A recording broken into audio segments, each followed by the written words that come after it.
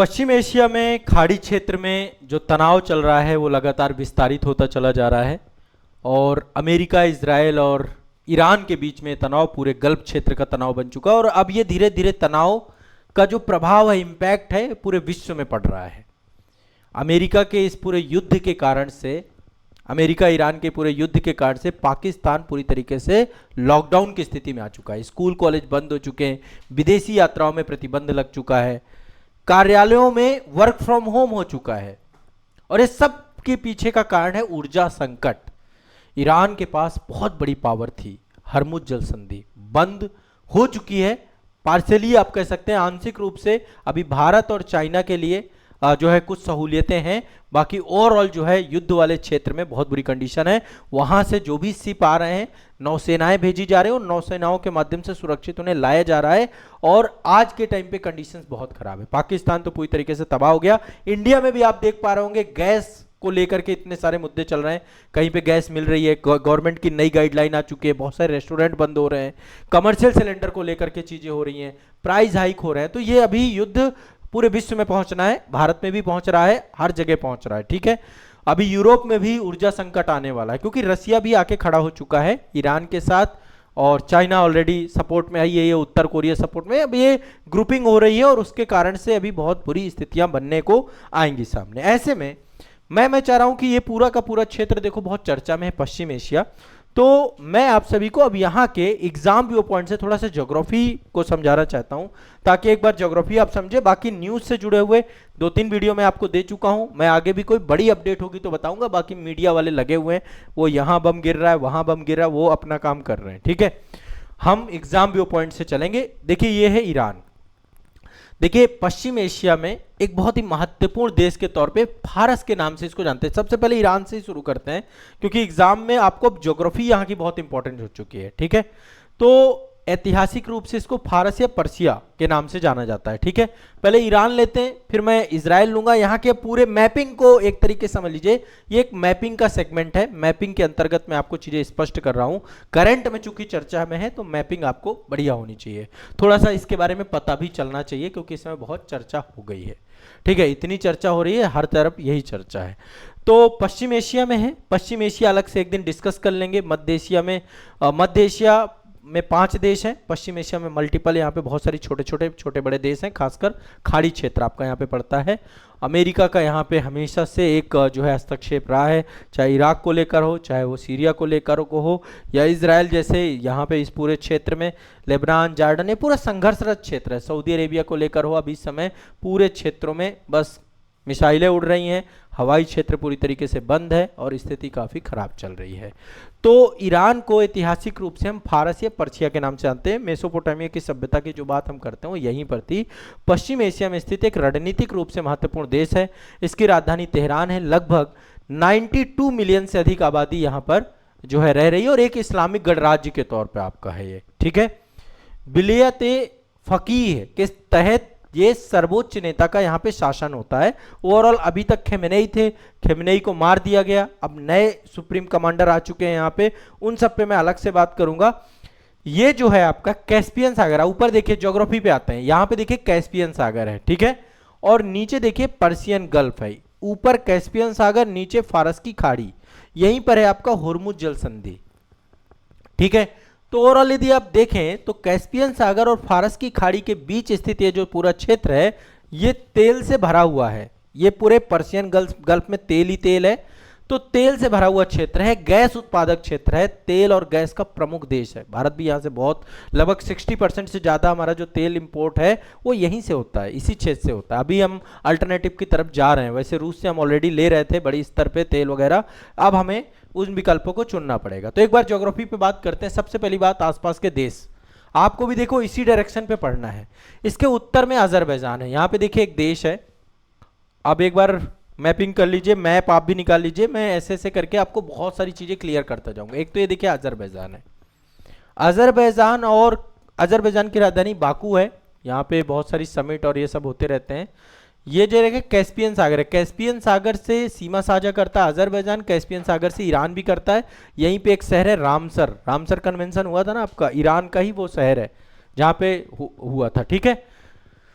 यहीं पर आपका है आर्मेनिया, ये आप देख पा रहे हैं जॉर्जिया, ये पूरा कॉकेसस क्षेत्र है, इसको हम कॉकेसस क्षेत्र कहते हैं। अजरबैजान, आर्मेनिया और जॉर्जिया, इन जॉर्जिया इसके ऊपर है, जॉर्जिया यहाँ पे है, अजरबैजान है और आर्मेनिया है। उत्तर में तो ये दो देश हैं आपके, अजरबैजान, आर्मेनिया। इधर देखें तो ये तुर्कमेनिस्तान है, तुर्कमेनिस्तान, ये है आपका कैस्पियन सागर। तो देखिए तुर्कमेनिस्तान की भी सीमा जो है कैस्पियन सागर से लगती है। इसमें मैंने अलग से वीडियो बना रखा है, आप एक बार ज्योग्राफी वाले सेक्शन पे जाइए, कैस्पियन सागर से सीमा साझा करने वाले देश, काला सागर, सब मैंने बना रखा है, सब कुछ पढ़ा रखा है आपको, यहाँ पे जनरल समझ लो। यहाँ पे ये आपका, ठीक है, अजरबैजान है, तुर्कमेनिस्तान है, यहाँ पर ये ईरान है आपका, ठीक है। उत्तर में आपके तीन देश हो गए, आर्मेनिया, अजरबैजान, तुर्कमेनिस्तान, ठीक है। इसके अलावा, ठीक है, पूर्व में क्या है, पाकिस्तान, यहां पे देखिए पूर्व में पाकिस्तान है, पाकिस्तान, और दूसरा देश क्या है, अफगानिस्तान है। उत्तर में क्या है, अजरबैजान, आर्मेनिया, ये कौन सा देश है, तुर्कमेनिस्तान। पूरब में क्या है, अफगानिस्तान, पाकिस्तान, पूरब के देश हैं ये, अफगानिस्तान, पाकिस्तान, ठीक है। पश्चिम में कौन से हैं, टर्की, टर्की, तुर्की, इराक, तुर्की और इराक, तुर्की और इराक।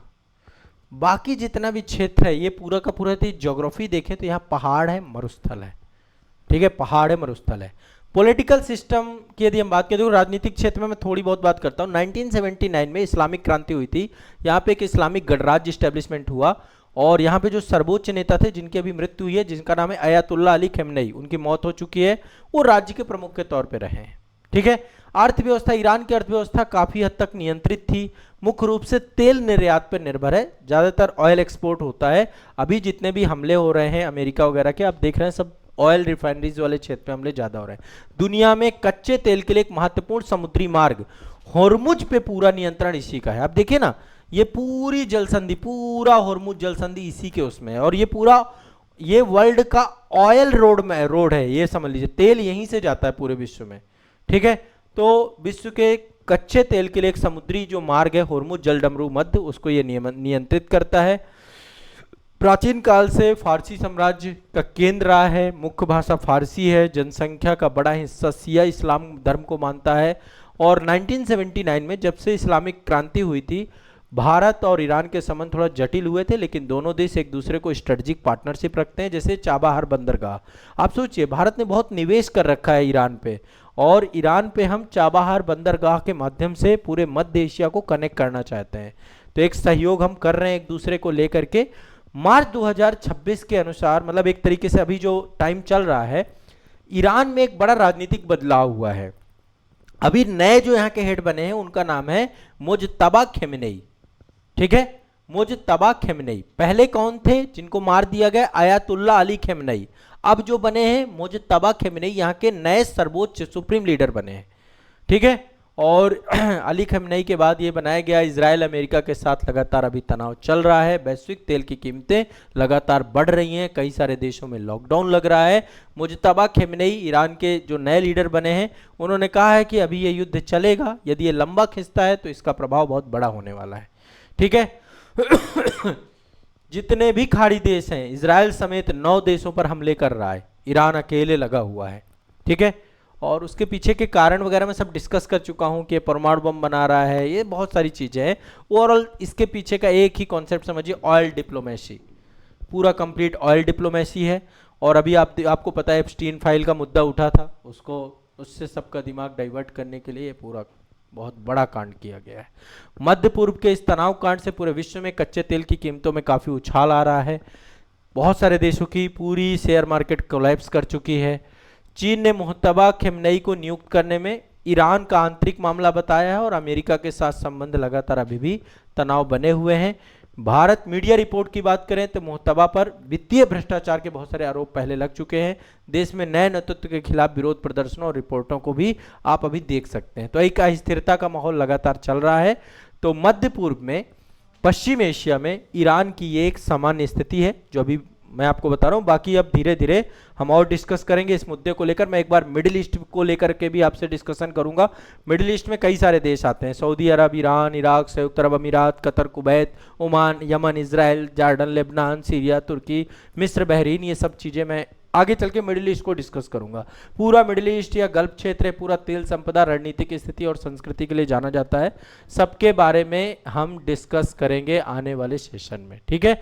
यहाँ पे मैंने ईरान के बारे में आपके साथ डिस्कस कर लिया। ईरान पश्चिम एशिया का एक रणनीतिक देश है, 7 देशों के साथ सीमा साझा करता है, 7 कंट्री हैं। अजरबैजान, आर्मेनिया, ये आर्मेनिया है, ये अजरबैजान है, ये तुर्कमेनिस्तान है, ठीक है। तुर्कमेनिस्तान। पूर्व में कौन कौन से? अफगानिस्तान, पाकिस्तान, अफगानिस्तान, पाकिस्तान। बिल्कुल, पाकिस्तान के साथ एक संकट और हुआ है, यहाँ से रिफ्यूजी भी बड़े स्तर पे पहुंच रहे हैं पाकिस्तान, ठीक है। और इराक है, टर्की है, इराक है, टर्की है, ये पर्शियन गल्फ है, यहाँ पे कैस्पियन सागर है, 2 वाटर बॉडी इसमें लगती हैं, ठीक है।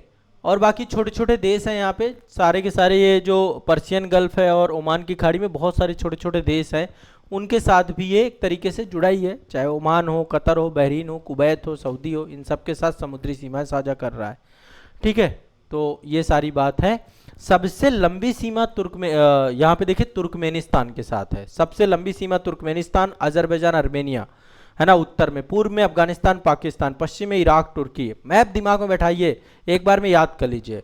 समुद्री सीमा दक्षिण में फारस की खाड़ी है, पर्शियन खाड़ी है, ओमान, संयुक्त अरब अमीरात, सऊदी अरब, कतर, बहरीन, कुवैत, सब जगह हमले चल रहे हैं, पूरा दम लगा हुआ है बढ़िया से मस्त हो करके, ठीक है। स्थिति काफ़ी खराब है।